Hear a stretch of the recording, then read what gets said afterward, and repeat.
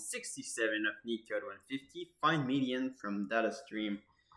So in this problem, we are gonna have to find the median, but the stream itself that we're gonna receive is gonna be changing. So if the problem was simply to find a median from an array of integer, will have been quite easy, but now the stream is changing. So this is the challenge in this problem. Okay, so let's read the problem. The median is the middle value. Okay, so they're telling us what is a median. All right, quite simple. And now they're giving us a pretty simple example. So they're giving us an array of integer 1, 2, 3, and they're telling us like we don't know that the median is 2, right? And what if we have an array with only 1 and 2, right? We don't have an odd length. Well, we have to find the average between the two values that are in the middle, right? So we have to add a 1 and 2 and divide this by 2. I think this is pretty simple stuff to understand. Okay, so we are gonna have to implement the class median finder, and we are gonna have to initialize the median finder object. We are gonna have to create the addNum function and the find median function. Okay. For the time complexity, we shall aim for big O log n, and also a time for addNum, we shall aim for big O of 1. All right.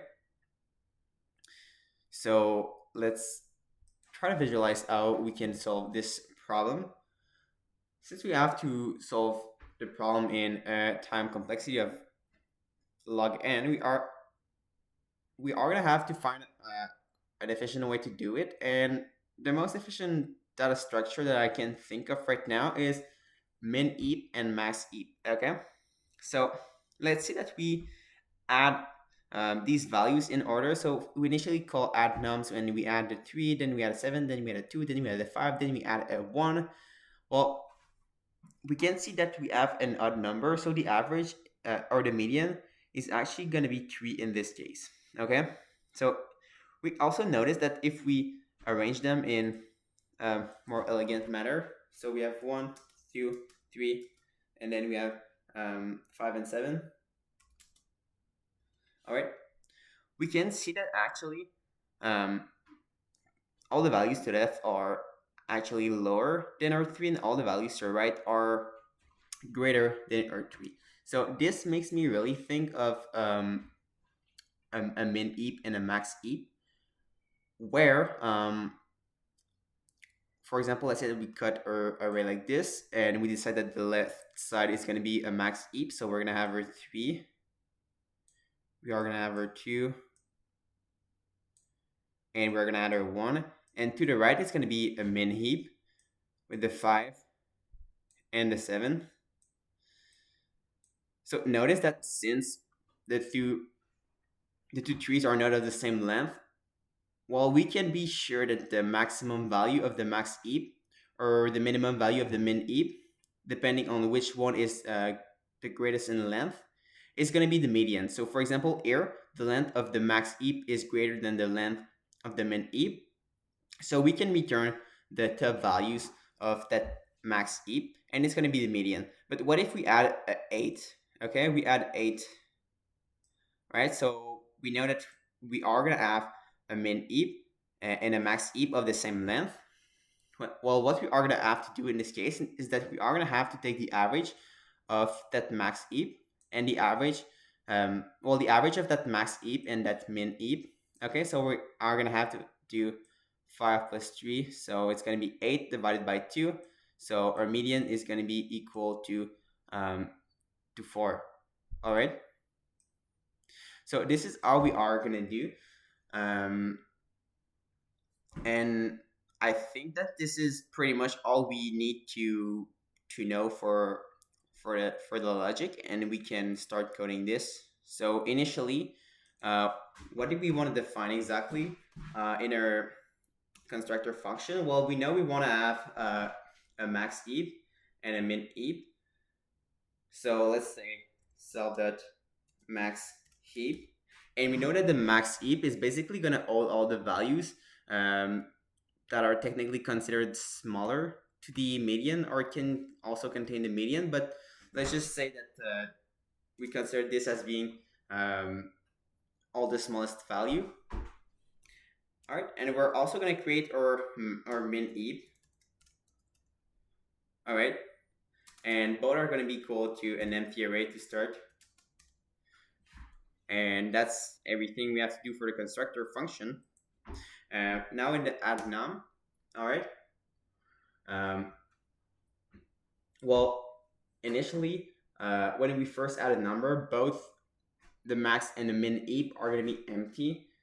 So what we are going to do, well, by default, we can add the value in the max eap. All right, so once we add the first value in the max eap,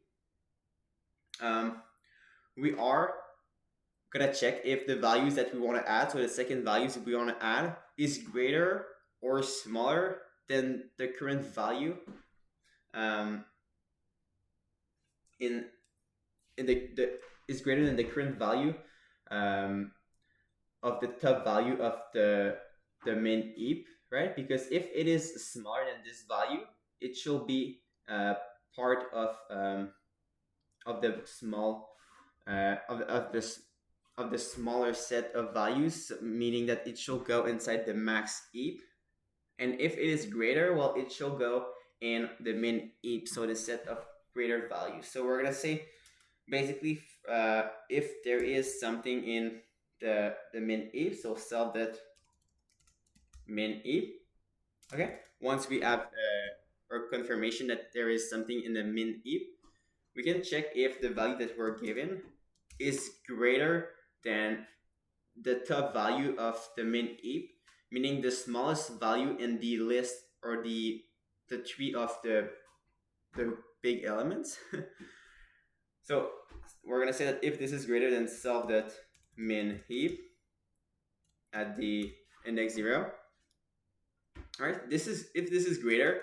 Well, we know that it won't go in the max heap, right? It won't go in the arrays of small values. So we can simply use our library eapq to call the function eappush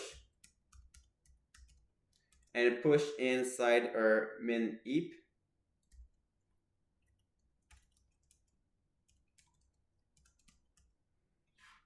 We're gonna push inside min eap that number.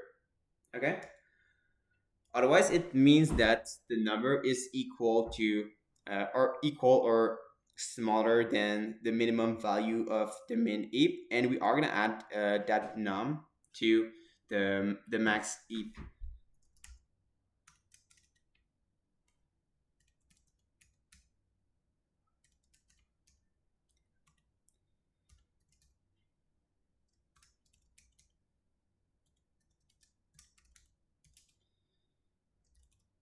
All right. So now we have our logic. What are the other questions that we want to ask ourselves? What if we we added a second value to the max eap, but there is no value in the min eap? Well, it means that it is unbalanced, right? So let's check that out. If the length of the max eap, if this is greater than the length of the min eap, and I'm gonna say plus 1, right? So if by adding 1 to the length of the min eap or max eap is still greater, it must mean that we have to pop out the maximum value of that max eap and place it inside the min eap. So we're gonna take the greatest value of this set of small value to put it inside the set of greatest value. Okay, so we're gonna say value. And also notice that in Python there is no max eap built-in function. So instead, if our maximum value inside the max eap is 8, well, since there is no max eap, we have to use a min eap. So we're gonna have to turn this 8 into a -8 to make sure that it is gonna be the smallest value. All right. And also here, when we push a value to uh, when we push a value here to the max heap, we have to ensure that we are going to multiply this by -1. All right, so this is how we are uh, going to simulate a max heap by using a min heap. So we're going to turn every values to their negative counterparts, and we're going to basically uh, set them into a min heap. All right. So now when we want to retrieve that maximum value, we know that it actually going to comes as the minimum value because we made it negative. So we are going to have to multiply this by -1 to make sure that we retrieve the original value that we first inserted inside what we simulate to be a max heap. Okay, so we're going to do -1 multiplied by the value that we are going to pop. So we're going to say heap q dot heap pop,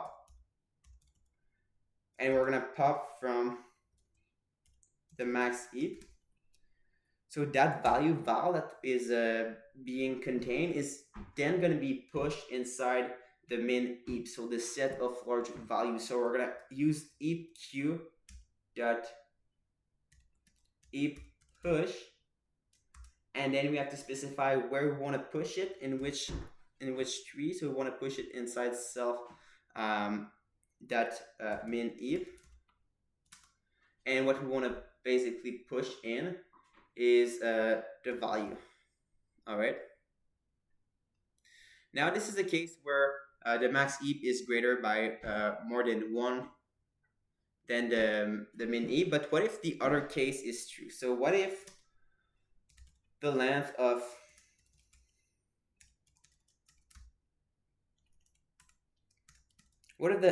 the min heap is greater than the length of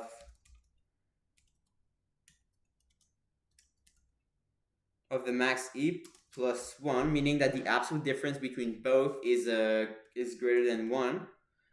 All right, so in this case, we're going to do pretty much the same thing. We are going to pop the smallest value from that min heap, and we're going to push that as a negative value inside our heap or max heap. Okay, so don't get confused with the reason we are using negative values inside our max heap. It's because Python does not have a max heap by default. So we have to simulate that by turning every values to their negative counterparts. Okay, so the value that we are going to hold here is basically the top value that we are going to push from that we're going to pop from the min heap. So heap pop, and we want to pop the top value of the min heap. Okay,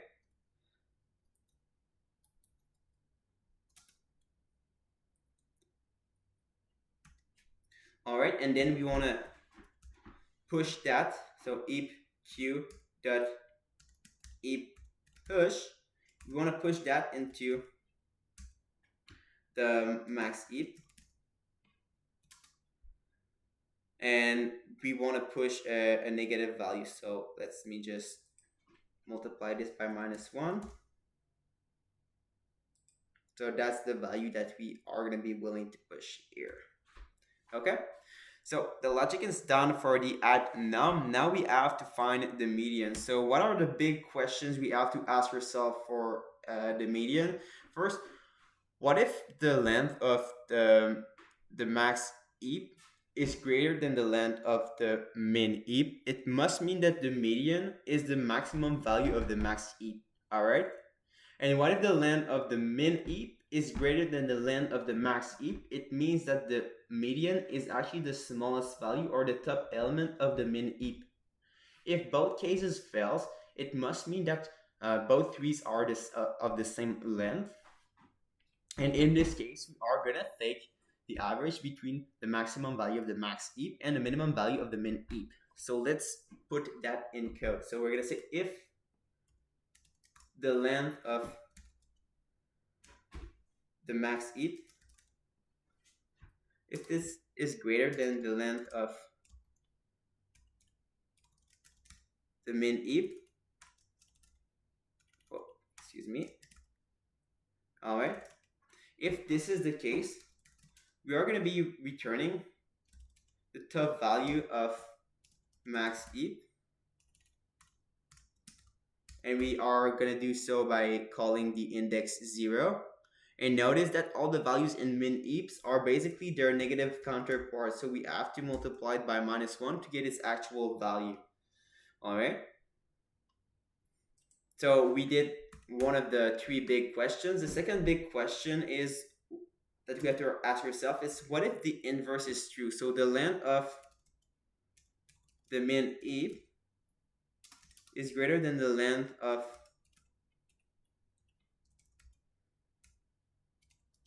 the max ETH. Well, this is where we want to return the top value of the min ETH. So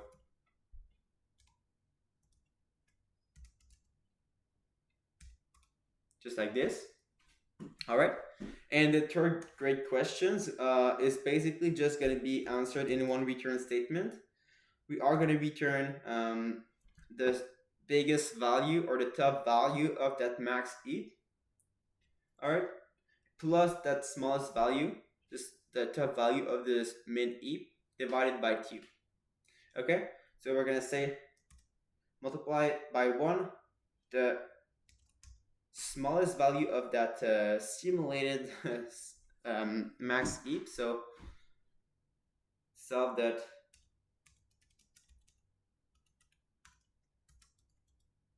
ETH at the index 0 plus